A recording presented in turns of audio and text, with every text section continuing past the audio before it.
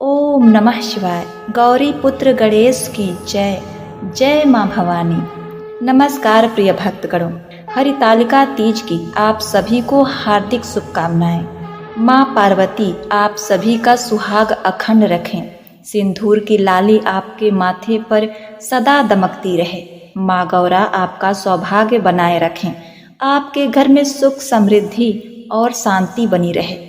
प्रिय भक्तगणों, इस बार हरितालिका तीज व्रत बड़ा ही शुभ संयोग में मनाया जा रहा है। यह व्रत रवि और इंद्र योग में मनाया जाएगा। इस बार 18 सितंबर को हरितालिका तीज का व्रत रखा जा रहा है। अखंड सौभाग्य की प्राप्ति वाला यह त्योहार हर साल भाद्रपद माह के शुक्ल पक्ष की तृतीया तिथि को मनाया जाता है। यह व्रत मुख्य रूप से सुहागिन महिलाओं के लिए खास होता है। इस दिन सुहागिन महिलाएं अखंड सौभाग्य और सुखी वैवाहिक जीवन के लिए व्रत रखती हैं। वहीं कुंवारी कन्याएं भी मनचाहा वर पाने के लिए इस दिन निर्जला व्रत रखती हैं।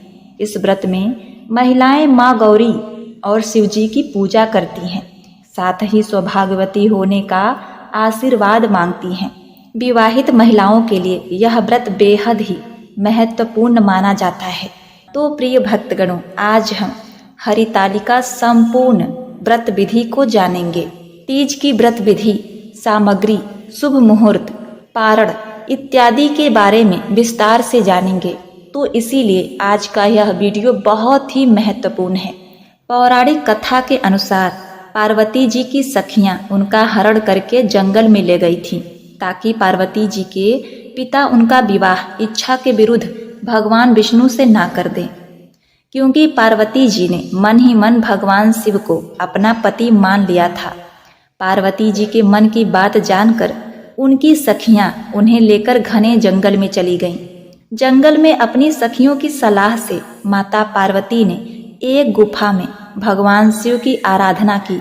भाद्रपद के तृतीया शुक्ल के दिन हस्त नक्षत्र में माता पार्वती ने बालू से शिवलिंग बनाकर विधिवत पूजा किया और रात भर जागरण किया। पार्वती जी के तप से खुश होकर भगवान शिव ने माता पार्वती को पत्नी के रूप में स्वीकार कर लिया था। इस तरह सखियों द्वारा उनका हरण कर लेने के वजह से इस व्रत का नाम हरितालिका व्रत पड़ा। प्रिय भक्तगणों, आइए जान लेते हैं पूजा की सामग्री।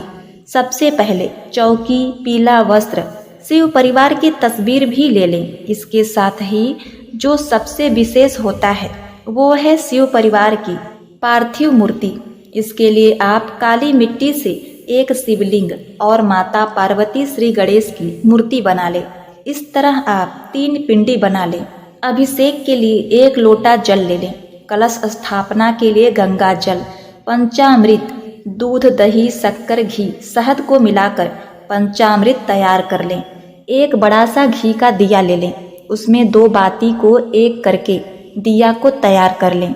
धूप, अक्षत और ध्यान रहे कि चावल टूटा ना रहे।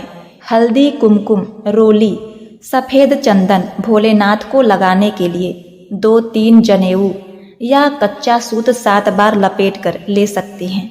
कलावा, अबीर, गुलाल, इत्र, आरती के लिए कपूर, आचमन के लिए कटोरी में गंगा जल, कुसा, दक्षिणा भोलेनाथ को अर्पित करने के लिए सफेद फूल ले लें। माता पार्वती गणेश जी को चढ़ाने के लिए लाल पुष्प ले लें। 16 श्रृंगार की सामग्री ले लें। जितना भी आप अर्पित करना चाहें संपूर्ण श्रृंगार ले लें। सिंदूर दान, कलश स्थापना के लिए एक पीतल का लोटा या मिट्टी का पात्र या स्टील का भी ले सकते हैं। कलश में डालने के लिए सिक्का, सुपारी, हल्दी, तुरबा, पुष्प, अक्षत, आम के 5 पल्लव, हुमाद के लिए आम की लकड़ी। भगवान भोलेनाथ को जो भी चीजें प्रिय हैं, भांग, धतूरा, पान, सुपारी, बेलपत्र, मदार के पुष्प, मदार के पत्ते। पार्वती मैया को चढ़ाने के लिए नारियल, भीगे हुए काले चने, गुलगुले, पुए, सफेद मिठाई जो आप अपने घर में बनाए हैं। ऋतु फल 3 या 5 प्रकार के फल ले सकते हैं। बायना के लिए चूड़ी, बिंदी, बिछिया, 5, 7, 16 श्रृंगार के सामान, सूट या साड़ी, ब्लाउज, जितना समर्थ हो, जितना सामर्थ्य हो उतना दक्षिणा के लिए अवश्य रखें। हरितालिका व्रत कथा की पुस्तक और अपनी शादी की चुनरी जरूर रखें। मेहंदी लगा लें। 16 श्रृंगार करके इस पूजन को संपन्न करें। इस दिन जल्दी सवेरे सूर्य उदय से पहले उठकर नित्य क्रिया से निवृत्त होकर पानी में गंगा जल डालकर स्नान करें। अगर हो सके तो किसी पवित्र नदी में स्नान करें।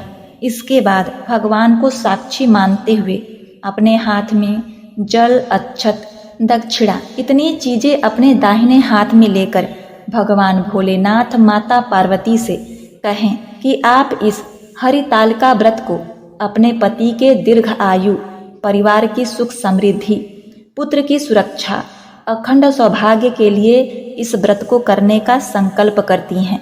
प्रभु माता पार्वती इस व्रत को पूर्ण करने हेतु शक्ति सामर्थ्य प्रदान करें। संकल्प के बाद आप माता पार्वती और शिव जी की पूजा करें, साथ ही गणेश जी की भी पूजा करें। सभी प्रकार से स्वच्छ होकर पूरे 24 घंटे निराहार रहें, निर्जला व्रत करें।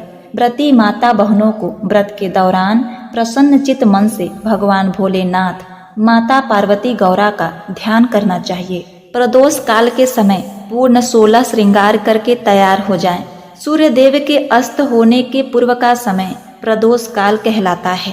3 जोड़ी साड़ी, साया, ब्लाउज अवश्य लें, खुद चढ़ाकर पहनने के लिए। दूसरा सासू माँ या ननद को देने के लिए। तीसरा दान के लिए, क्योंकि बिना दान के ये व्रत पूर्ण नहीं माना जाता। चूड़ी, आलता, बिंदी, महावर जो भी आप दे सकते हैं। 51 या 101 रुपया लगाकर दिया जाता है। पूजा में शामिल करें। रात भर पूजा वाले स्थान पर रहने दें और सुबह होने पर दान कर दें। संध्या पूजन के बाद आप रात भर जागरण करें, कथा सुने, पढ़ें, गीत गाएं, भगवान की लीलाओं को सुने, पूरी तरह से भक्तिमय रहें। इस दिन रात्रि में सोना नहीं चाहिए। इस दिन मुख्य रूप से 3 बार पूजा की जाती है। एक तो सुबह व्रत का संकल्प लेते समय और शाम के समय प्रदोष काल में, और तीसरा अगले दिन सुबह ब्रह्म मुहूर्त में पूजा की जाती है। हरितालिका पूजन के दिन शिव पार्वती एवं गणेश जी की प्रतिमा बालू या रेत अथवा काली मिट्टी से हाथ से बनाई जाती है। फुलेरा बनाकर उसे सजाया जाता है। उसके भीतर रंगोली डालकर उस पर पट्टा अथवा चौकी रखी जाती है। चौकी पर एक सातिया बनाकर उस पर लाल वस्त्र या पीला वस्त्र बिछा दिया जाता है। उस पर थाल रखें। उस थाल में केले के पत्ते को रखें। तीनों प्रतिमा को केले के पत्ते पर आसीन किया जाता है।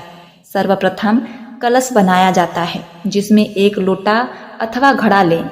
इसके ऊपर श्रीफल रखें, जिसे हम नारियल कहते हैं, अथवा एक दीपक जलाकर रखें।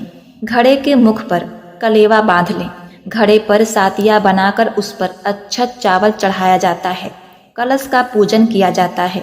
सबसे पहले जल चढ़ाते हैं, नाड़ा बांधते हैं, कुमकुम, हल्दी, चावल चढ़ाते हैं, फिर पुष्प चढ़ाते हैं। कलश के बाद गणेश जी की पूजा की जाती है। इसके बाद शिव जी की पूजा की जाती है। इसके बाद माता गौरी की पूजा की जाती है।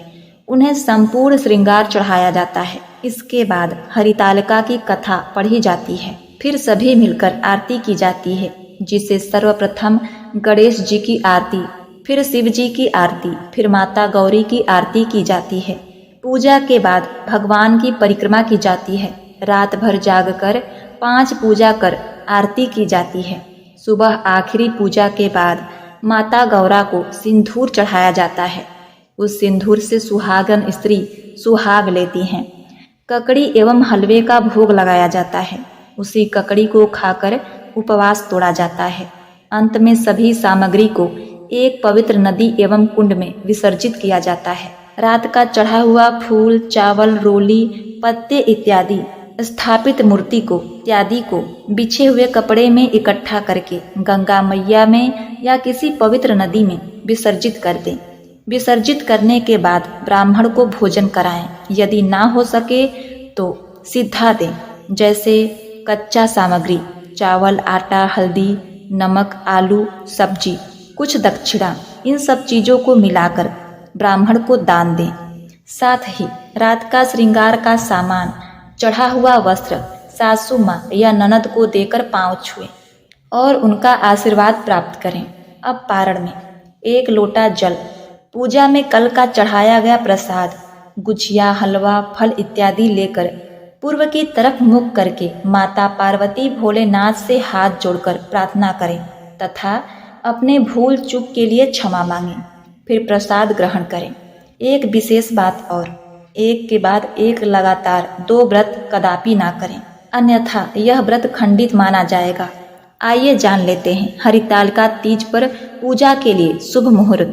सुबह 6 से लेकर 7 तक शुभ मुहूर्त है। उसके बाद 8 से लेकर 8:34 तक शुभ मुहूर्त है।